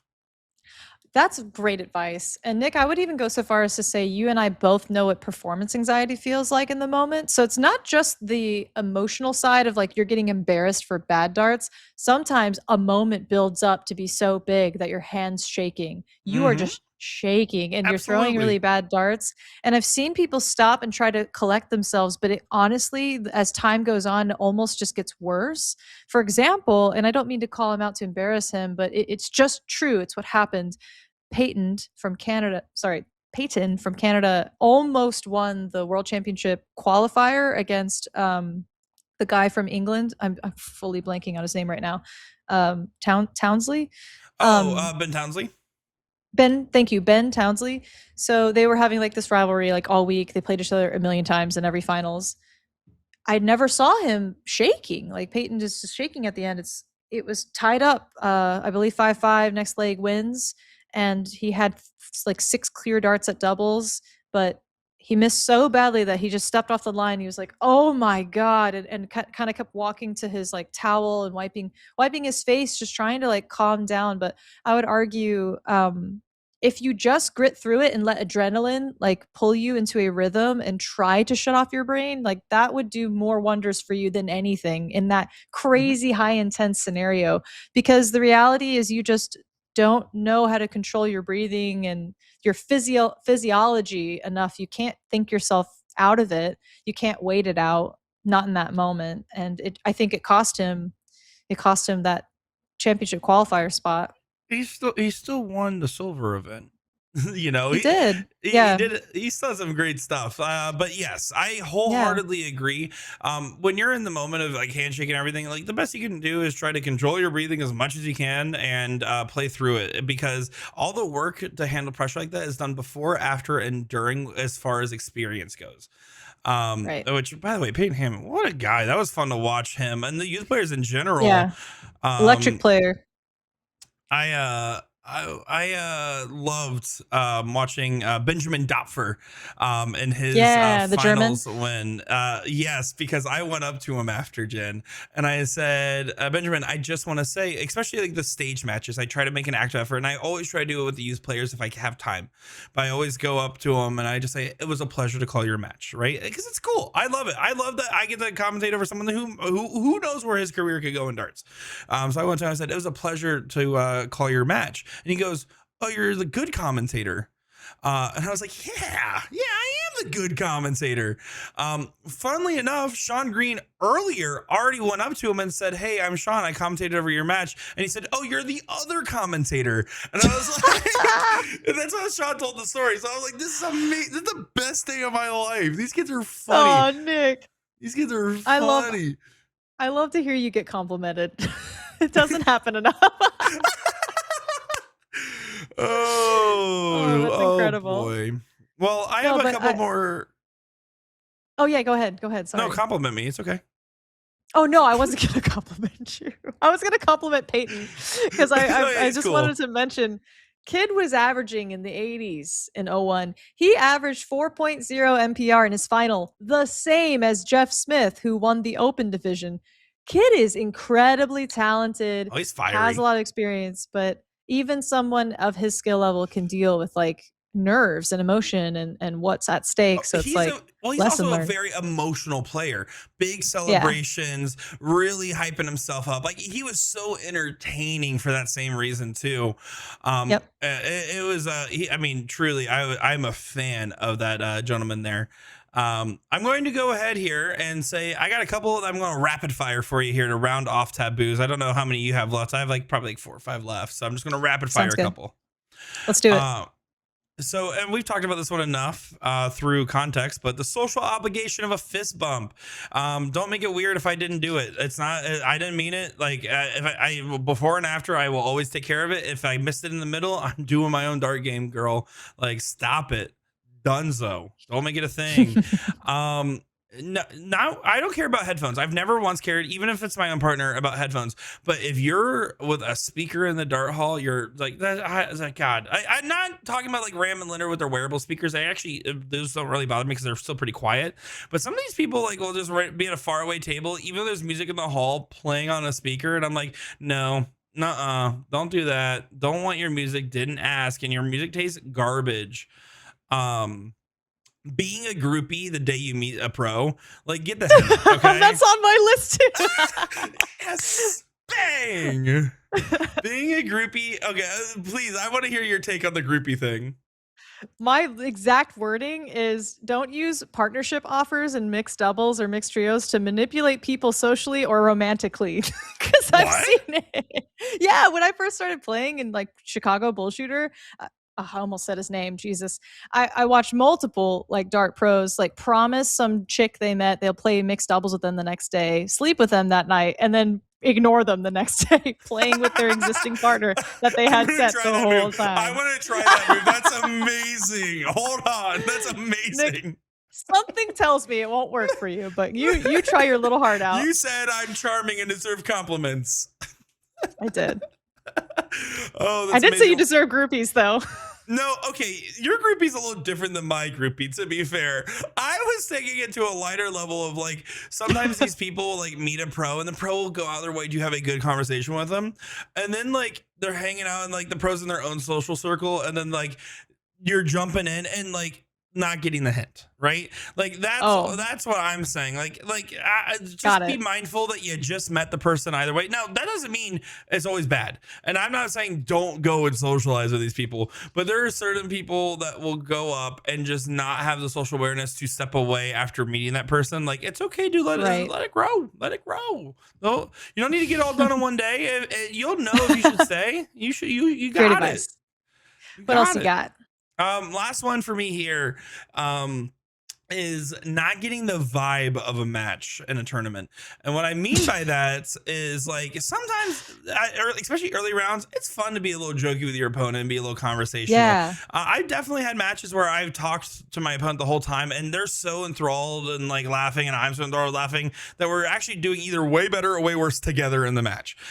Right. Sometimes if I just say or yeah, when you say something like understand like maybe I'm not in the mood right now. I watched, oh my god, I'm not going to say names, but I watched a match the other day where this dart player in the background of every other throw was so conversational as the players throwing, like trying to talk to them, trying to talk around them, making random loud audible noises. This is a remote matchup, but like there was microphones on in this remote matchup, and I Oh was wow. blown away at the inability to recognize that, hey, just because you got along at the beginning does not mean that they want that for the next hour and a half of your match. Holy, yeah. Icky, icky, icky. That blew my mind. I was like, what is going on here? Get the vibe. Okay. If they're not talking back, maybe just maybe hold it in for a little bit. Maybe. Very valid. I know. Is that your list? That's my list. All right. I think I only had a couple more, very on the same train of thought as you. So my icky sticky list, taboo things don't do, throwing hero darts, Oh, cheering someone on a finishing double. I'm what? not saying you're a crowd member and you shouldn't like be like, but I'm saying as they're like throwing, they're like, "You got Oh, it, you got this. Just oh, fucking, ew, just pull it ew. Yeah. together." Okay. Yeah. Like Yeah. Yeah. coaching Bad. That's someone bad. through their That's finishing bad. double. That's bad. Yeah. Bad, icky. Cheering as a spectator a little too loud during your person's opponent's throw. For you know what I Mm. mean? Like you got like they're talking to him, but they're excessively talking to them once the opponent goes up to throw too, and it's Mhm. always really uncomfy. And it Cheering for always sucks to misses, have. I think, is also an extension to that. When you Oh, cheer for someone that misses, like, yeah, go get him. Like, no, no, don't do damn. that. Yeah, Don't do that's that. brutal. That is Yeah. brutal. This isn't baseball, guys. Yeah. Um, anyways, okay. Public call outs instead of private conversations first. I, as the photographer of events or working Ooh. at for the live stream or working at a booth, I have seen so many darts players bold face lie online about some kind of altercation they had. I am all the eyes and ears at these places. Y'all are just be lying like crazy. And even one step further, yes, you have problems with each other, but a lot of times players have problems with the way a tournament's run and they never go directly to the tournament organizer and give them a chance to hear them out. They deserve the opportunity to fix your problem before you roast them online. But kudos to David Fathom. He does bitch directly to the tournament Yeah, organizer he, and then he will roast do them it to your online. face and on the He internet, to will be fair. definitely give you a chance to hear him Reasonable. out. So Reasonable. there are some people. I'm not trying to be funny. I'm being dead serious. Like there are It's some not even players. funny. It's just the funny reality, the way you Yeah, framed yeah. it. There are some players who like they do. They give them a chance.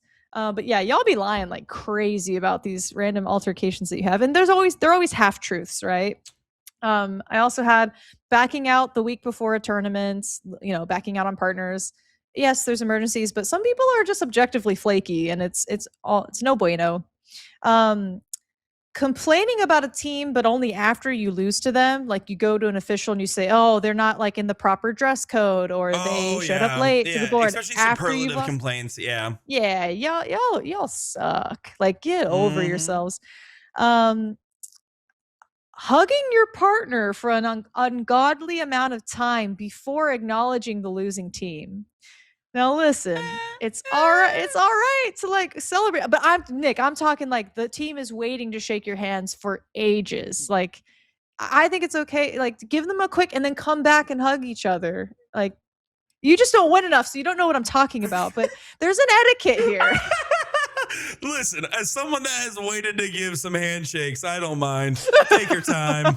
Okay, so maybe I'm alone in that one. No, But it's not that you're I'm alone. just I think that there's just it's so rare. Like maybe my experience is different because I don't win, but like it has to be like in the extreme. Like it has to be an ungodly amount. And here's the thing: round one, you do that, yeah, that's weird. Now, if you win the finals, I think you get a good amount of time to celebrate. All right. I don't know. Okay. I don't know. Hot Okay. take. Hot take. I think I'm just a classic people pleaser. So like my initial thought is always to acknowledge my opponents first, so they can like Same. literally leave, and then I'm like crying and hugging my partner for sure. I won't celebrate with my partner until I've done that with my opponent personally. But I don't think if I was the opponent and I was watching them celebrate. Now again, if it's oddly early and oddly personal, then like, okay, like what the heck's going on here? Right. Okay. But like, I Fair. think especially if it's a final or to get to a final or like something like that, like, I don't know, man, maybe it is their first time and they're acting like it too. That's fair. Last thing on my list was just the classic dropping your partner for someone better.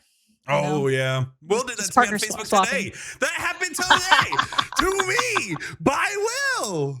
That's a real problem. That's just funny though. Will messing with you, it's just he gets a pass. It just gets a pass. I'm sorry. We were literally on the phone. He's like, "I'm gonna say something to Facebook," and hangs up to do it. By the way, that's how that post happened. That's amazing. Yeah, it was incredible. That's all I got.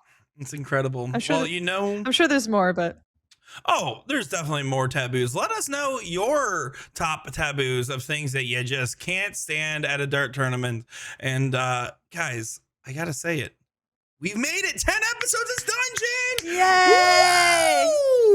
This is a Pointed Questions podcast solving darts and life's biggest problems. We are live every other Tuesday or whenever we feel like it if there's a big enough event going on. But we will get you the podcast episode one way or another. This one is back on schedule. When you guys watch this one, it'll be 2 weeks till the next one. You guys are back to normal. Enjoy your broccoli, and we'll be seeing you on the next one. Peace out. Peace out. Do you do like this or like you turn your hand? I did it Asian at first, and then I did a gang sign. Okay, bye. I don't know what we're doing. Definitely thought we cut it by then.